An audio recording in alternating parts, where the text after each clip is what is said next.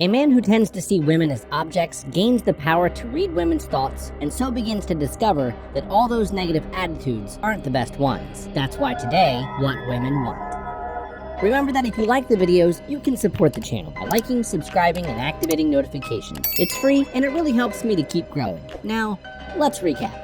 This is the story of Nick Marshall, a businessman who since he was a child was always surrounded by women, since his mother worked in a cabaret. But besides that, he didn't have a father present either. So the only men he had as an example were the typical ones who every night were with a different woman. And that is precisely what he became. A normal day in his life begins by waking up after a romantic evening so he can get ready to go to the office, by stopping to approach or touch every woman he finds attractive. And despite his terrible way of being, he always gets his way. He even manages to get a date with a waitress who a few seconds ago was rejecting him. After that, he goes straight to his office, where he clearly also makes some of his women colleagues uncomfortable. There, he has a meeting in which they were supposed to announce his promotion, but it turns out that they inform him that a woman named Darcy is going to take the position he wanted. Since the company is looking for a new strategy, they thought it would be best to hire a woman to sell products for them. And that is not his only problem, since his ex-wife is getting married that very day, and because of her honeymoon, he will have to stay with his daughter for a week. However, this doesn't matter for now because he has to go to a meeting where he is going to meet Darcy. And although at first many don't seem to have faith in her, she ends up gaining the respect of some of her colleagues. She even proposes a different kind of campaign to make the company more sensitive to women. And so that the men can put themselves in their place, she gives them a box full of feminine objects to try out. However, all this only increases Nick's distrust because they just seem like silly games to him. Back at home, we see that even though he works for a company with products for women, he doesn't care much about that and just sees them as an object. But he still tries to play along with Darcy and uses all the girly stuff she gave him. Although maybe he didn't do it at the best time because a few minutes later, his daughter arrives with her boyfriend. But she doesn't mind finding him like that. She's just upset because he took one of her music discs without her permission. But she gets angrier when her father proves that he never listens to her and doesn't even remember the name of the boy she just introduced him to. After the argument, he is left thinking. And when he remembers, he tries to go to his daughter to tell her, but he stumbles, ends up falling in the bathtub, and electrocuting himself with a hairdryer. There, he lies unconscious on the floor, but is woken up by the cleaning lady.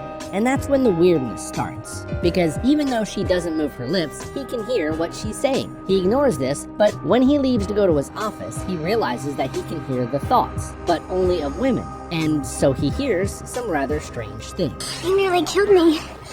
Too bad he missed.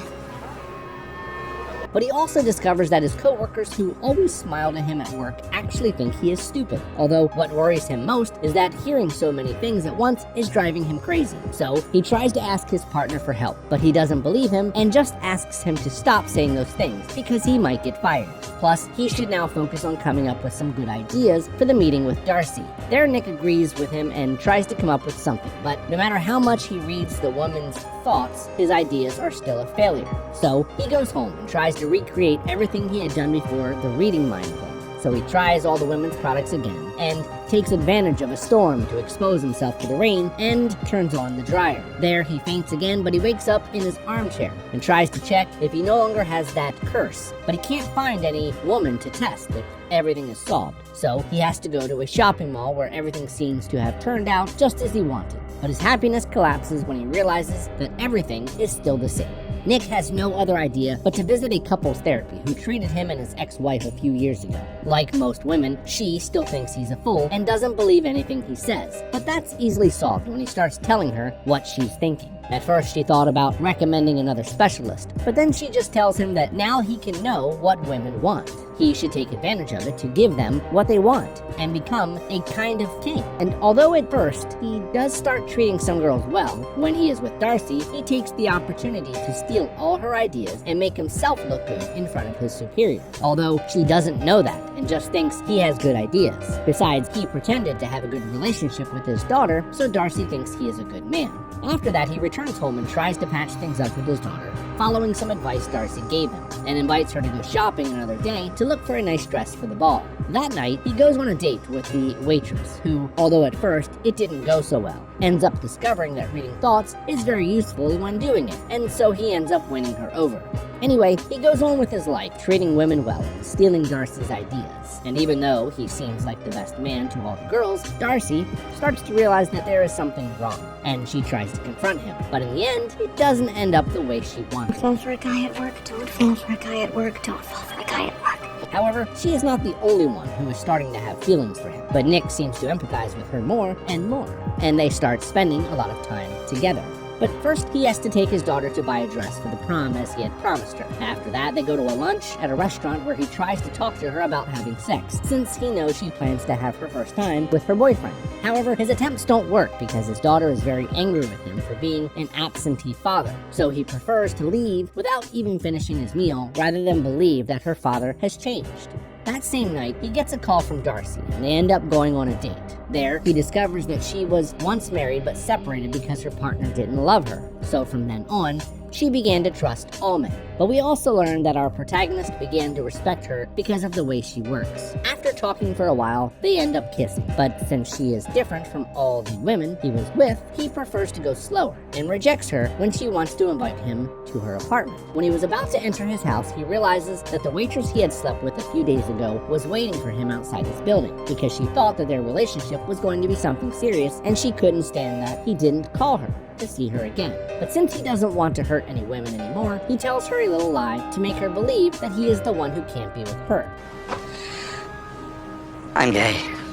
Anyway, this doesn't matter because what's really important is that he's still taking all the credit for Darcy's ideas, and even more so now that they're about to close a big contract with a very important company. But even though he's tried to fix things by telling Darcy that she should present the new campaign with the company, she doesn't think she deserves credit for work she didn't do. Plus, since she's now totally in love, she wants what's best for him.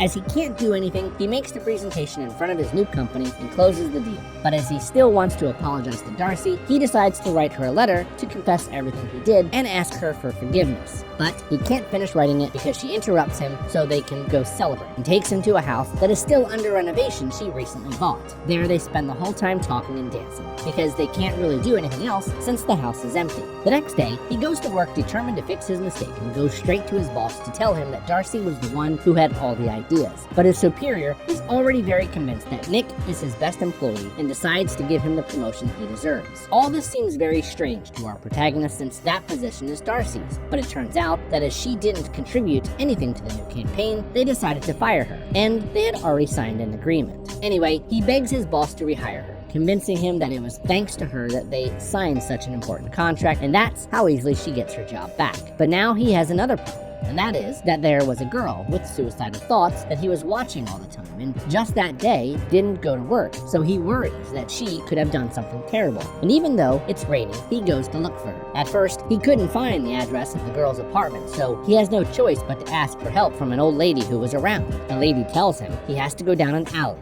Just as he is passing by some wires above him short circuit, he just ignores it and quickly goes to the girl's house. And as the door was open, he passes by to find a suicide note. Nothing happens anyway because it turns out it was all a misunderstanding. And when he runs into her, he realizes he finally stopped hearing all the thoughts. There's no time to celebrate though, as it's more important to help her and prevent her from trying to hurt herself again. So he offers her a better position to motivate her to work on the future. Once this is resolved, he continues to search for Darcy and goes to look for her all the way to her apartment. But she prefers to ignore him because she is not in a very good mood. With all this business, he completely forgot about his daughter's dance, who is now locked up and crying in a toilet because her boyfriend left her alone, because she told him she wasn't ready to do it. But thanks to some words from her father, she can calm down and they both go back home. When his daughter falls asleep, he follows through with his attempt to apologize to Darcy, so he goes looking for her at her new house, and they finally meet. At first, he only tells her that she is going to be rehired, but seeing that she thinks she deserves to be fired for not doing her job properly, he reveals to her that he somehow got into her head so he could steal any and all of her ideas. Although that is in the past, and it was just a silly mistake that he now totally regrets. But above all, he tells her that he is in love with her. But that's not enough.